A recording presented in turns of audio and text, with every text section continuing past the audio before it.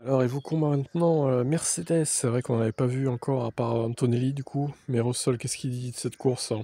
Comment il a ressenti le Grand Prix, Georges? On pouvait peut-être s'attendre à mieux de sa part. La course d'aujourd'hui a été frustrante, les 6 premières voitures ayant toutes terminé là où elles étaient parties. Le Grand Prix était dicté par les performances des qualifs d'hier. La stratégie à un seul arrêt était relativement facile, et sur un circuit où les dépassements sont très difficiles, les occasions de progresser étaient rares. Nous avons fait de notre mieux pour prendre l'undercut sur Leclerc à la fin de notre premier relais. Malheureusement, on n'avait pas le rythme nécessaire avec le trafic que nous avons dû dégager pendant ces 2 tours. Quelle que soit la stratégie adoptée, je pense que nous aurions finalement terminé cinquième. La frustration vient principalement du fait que nous n'avons pas optimisé les qualifs. Avec le rythme affiché lors des essais libres, notre voiture a pu se battre pour les 2 premières lignes de la grille. C'est la première séance de qualif de l'année où nous n'avons pas exploité tout notre potentiel, c'est dommage, mais nous pouvons rebondir immédiatement à Bahreïn. C'est un circuit très différent de Suzuka, beaucoup plus chaud et plus abrasif. Oui, bah alors justement, il y aura plus d'usure, j'espère, hein, qu'il y aura d'autres stratégies du coup, parce que le spectacle à Suzuka était pathétique, hein, il faut le dire. En piste, il n'y a aucun dépassement, aucune action, aucune stratégie différente. Enfin, tout le monde s'est aligné sur tout le monde, c'était nul. Il sera fascinant de voir où en sont les performances de chacun. Ce sera un nouveau test pour tout le monde. Anthony, bon, déjà lu ce qu'il avait dit. Peut-être que c'est différent, on remarque. Aujourd'hui, la course a été bonne, je suis satisfait de son déroulement et de la vitesse affichée. Une fois à l'air libre, le rythme s'est nettement amélioré. J'ai pu prolonger mon relais de médium, c'était une bonne sensation. Après le passage au pneu dur, la voiture était toujours aussi performante. J'ai réalisé des chronos réguliers. Je rattrapais les voitures devant, mais j'ai manqué de temps pour les rejoindre. C'était également agréable de mener la course pendant quelques tours et de devenir le plus jeune pilote de l'histoire de la F1 et y parvenir. Le prochain objectif est de faire de même, dans le seul tour qui compte, le dernier. Oui, c'est donc devenu le plus jeune à mener un tour de l'histoire de la Formule 1. Mais bon, ça pourra pas être le plus jeune à gagner du coup. Ça restera Verstappen, je pense. Globalement, c'était un bon week-end, c'était un circuit excellent. J'avais l'impression de maîtriser la situation à la fin du week-end. Bon, ça on l'avait vu, ok. Alors Bradley Lord remplaçait Toto Wolff sur cette course. Toto n'a pas daigné se déplacer. On repart du Japon avec de bons points, mais nous sentons qu'il y avait du potentiel sur ce circuit. C'est un circuit difficile à dépasser, et la course d'aujourd'hui en est un bon exemple. Georges semblait avoir le rythme sur la Ferrari de Leclerc dans les premiers tours.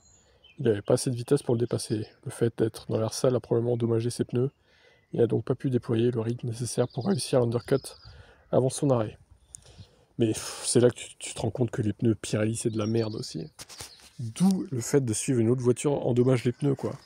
Ça devrait pas être le cas, je suis désolé. Ça devrait être des pneus plus résistants que ça. Enfin, on a l'impression que la moindre contrariété, le pneu il perd toute sa performance. Les chronos s'effondrent. Enfin, c'est n'importe quoi. Ça devrait pas être comme ça en fait, hein.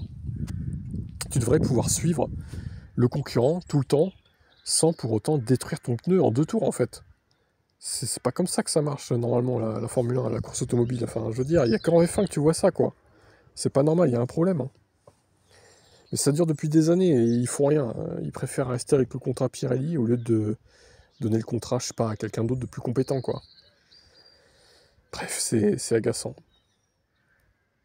Le point positif, c'est que si nous étions partis plus haut et que nous pensions être au même rythme que lors des qualifs, nous aurions probablement pu nous battre pour le podium. Ouais, alors, il fallait partir beaucoup plus haut du coup, hein. Kimi, quant à lui, franchit plusieurs étapes importantes aujourd'hui. Il a pris confiance en lui ce week-end sur un circuit exigeant. Il a obtenu un excellent résultat. Il a également mené ses premiers tours en F1 et signé son premier meilleur tour, devenant ainsi le plus jeune pilote de l'histoire à réaliser ses exploits. Son évolution est encourageante. Il signe une 3e solide performance consécutive en course. Rendez-vous à Bahreïn. Alors, Chauvelin, pour finir, la course d'aujourd'hui est un exemple de ce qui aurait pu être pour nous en tant qu'équipe. Nous avions affiché un rythme prometteur tout au long du week-end, mais Suzuka est un circuit qui privilégie les qualifications plutôt que le rythme en course. N'ayant pas optimisé notre séance d'hier, nous savions que nous aurions du mal à progresser significativement aujourd'hui, depuis les 5e et 6e places. Nous avions un œil sur la météo ce matin, mais le Grand Prix s'est finalement avéré sec. Dommage. D'ailleurs, ça a contribué à foutre en l'air le spectacle en course.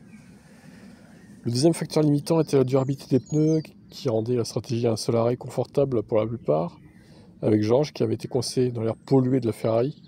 Et oui, elle pollue la planète, hein, cette Ferrari, hein. Une bonne partie de son relais. Nous avons tenté l'undercut, Nous étions proches d'y parvenir, mais nous avons échoué de peu. Il a donc terminé 5e, frustrant, jusqu'au dernier tour, le drapeau d'Ami. Kimi a roulé plus longtemps lors de son premier relais, puis a affiché un bon rythme dans l'air pur pour prolonger la course, ce qui a permis non seulement de compenser l'undercut de Lewis Hamilton, mais aussi de créer un écart. Il en a profité pour revenir sur George en fin de course et signer le meilleur tour. Une nouvelle performance de maturité pour Kimi, qui continue d'acquérir de l'expérience. Bahreïn est un circuit très différent de ceux que nous avons parcourus jusqu'à présent. La saleté est très abrasive et représente un véritable défi pour les pneus. Ce sera un bon indicateur des progrès réalisés avec notre voiture depuis l'an dernier. Eh bien, on espère une meilleure course, hein. Un meilleur spectacle en piste, évidemment. Bon, bah écoutez, on a tout dit, hein. De toute façon, j'espère ne pas revoir un Suzuka bis en termes de spectacle cette saison. Parce que là, franchement, j'espère que ça restera la pire course de la saison. Est-ce qu'on peut faire pire, d'un côté? Oui, ça aurait pu être pire si les écarts en tête de course avaient été de 10 secondes chaque pilote, par exemple. Là, il y avait juste un tout petit suspense pour savoir si Norris allait attaquer ou pas, mais bon, au final, il l'a pas fait. Quant à Mercedes, bah, écoutez, je pense qu'ils sont un poil meilleurs que Ferrari quand même, en rythme de course, mais ça se joue pas grand-chose. Et à Bahreïn, ça sera encore très serré entre les deux. Par contre, bah, Mercedes et Red Bull, McLaren et Red Bull sont devant, hein, ça c'est clair et net. Enfin, du moins la Red Bull de Verstappen. L'autre Red Bull, non, mais... donc voilà. À voir ce que ça donnera pour Mercedes à Bahreïn.